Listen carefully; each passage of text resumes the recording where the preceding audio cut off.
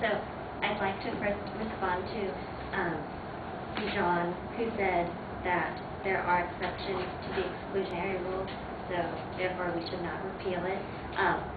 I want to start off by saying that there are exceptions to this exclusionary rule, exceptions such as non-trial criminal proceedings, impeachments at trial, and the good faith exception. However, the good faith exception, which came about in the United States versus Leon, is difficult to decide what is reasonable belief. As I said earlier, it's subjective, and many states have actually rejected this exception because it's not, it doesn't protect the citizens of the United States.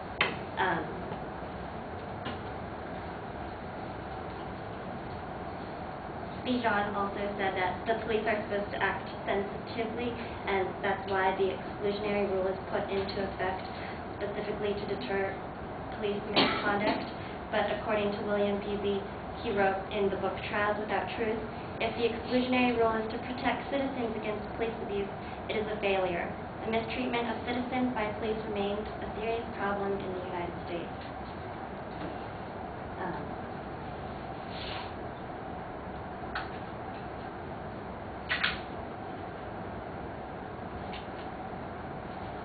And also, the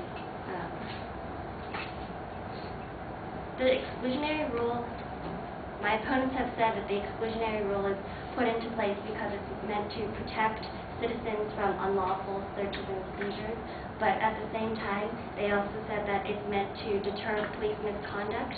So it's basically a twofold rule, but the evidence that I found in the Encyclopedia of Everyday Law called Search and Seizure. The exclusionary rule was designed to deter police misconduct, which enables courts to exclude incriminating evidence from introduction at trial upon proof that the evidence was procured without a search warrant, which does not support their claim that the exclusionary rule is a Fourth Amendment right to each individual citizen, that it's a constitutional right, when in fact they're admitting to the fact that it's meant to deter police misconduct because the police act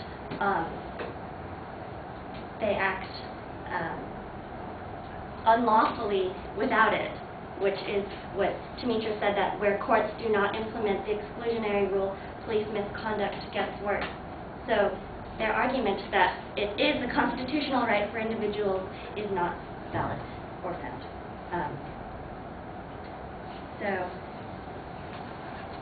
And also, another claim that I wanted to point out was that Tamitra said that some police officers do want the exclusionary rule to stay in place.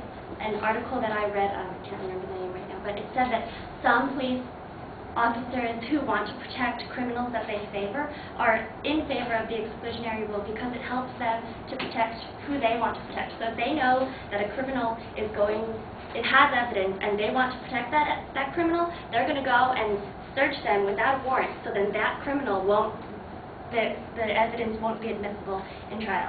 So, sum it all up, just a quote from Paul Rubin in the Exclusionary Rule of Hidden Costs. Society might decide that these increases in crime are worth the benefit of deterring police misconduct, but we should be aware that there are significant costs. An alternative might be deterrence of police misconduct through a system of civil damages paid by the police department for improper searches. This would give police departments incentives to be cautious in performing searches, but might be less costly for the rest of us in terms of its effect on crime rate. So basically, there are alternatives, like Canada, they don't have this exclusionary rule, or and they're fine. Okay, thank you.